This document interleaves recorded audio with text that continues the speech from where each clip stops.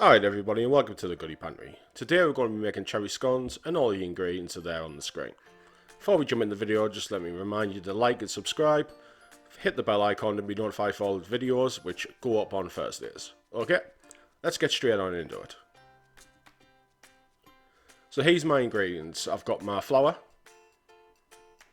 I've got my egg mix,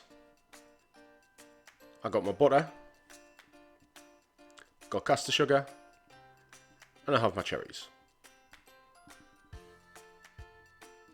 So the first thing we're going to do is we're going to get your flour, and then we're going to add the butter, and we're going to rub this together, mix it, and we want a breadcrumb like texture.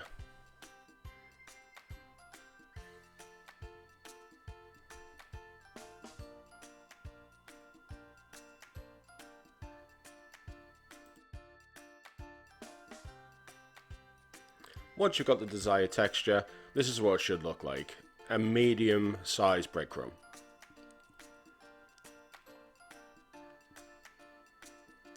Once you've got that done, so now we're going to add our sugar, and we're just going to give that a good mix. Make sure you get it fully incorporated in with all the mix.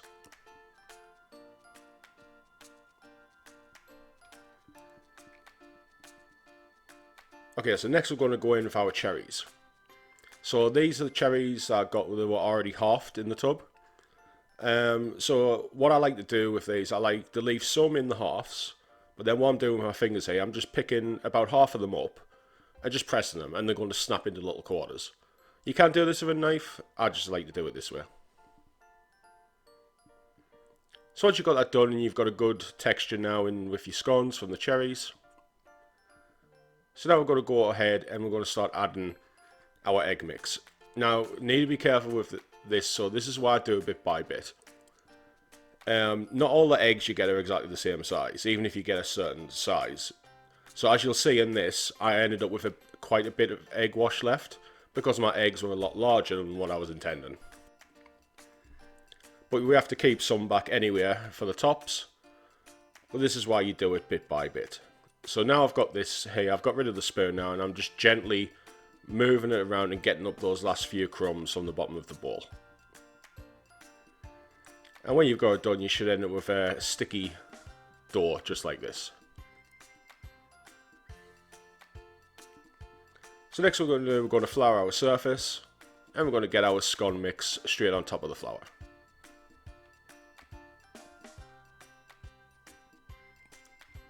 Then just going to dust the top with a little bit more flour. And at this point, you're just going to press down, but not too hard.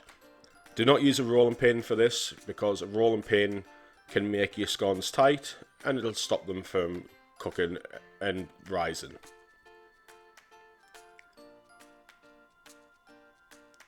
So when you've got, you just want to do what I'm doing here, just pat it down, rotate it around, pat it down, rotate it around, until you get the shape that you're looking for.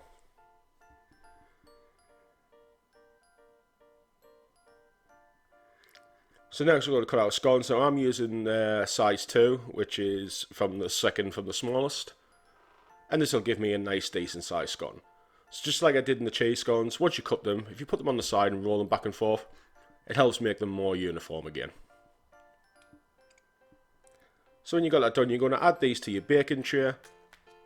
And then you're just going to repeat this process with the rest of the scone mix.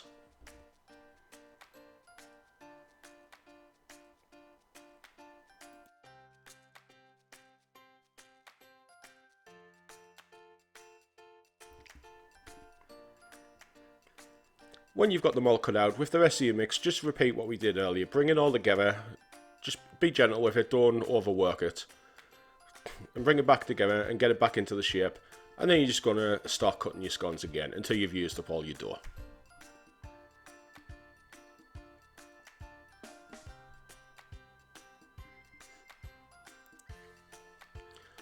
So as you see, I've got all mine trayed up. Now I'm just using a silicone mat with mine, works really good. Now here we've got the egg wash that was left, which is still quite a lot, but even if you got your mix right with the size of the eggs, you want to keep a little bit back just for the brush the tops. Once you've got the tops brushed, now I'm just sprinkling a little bit of caster sugar on the top. It'll just give them a nice sweet taste and a bit of a crumb on the surface. So these are going into the oven now. for 15 to 20 minutes at 200 degrees fan. And there's mine. These were after 18 minutes. And also, if you like these oven gloves and they work really well, I'll put a link in the description below. So here's my cherry scones now, so I'm going to transfer them over to a cooling tray. And as you can see, they've come up quite nice. So just get the rest of your scones on your cooling tray as quickly as you can and give them a good 10-15 minutes to cool down.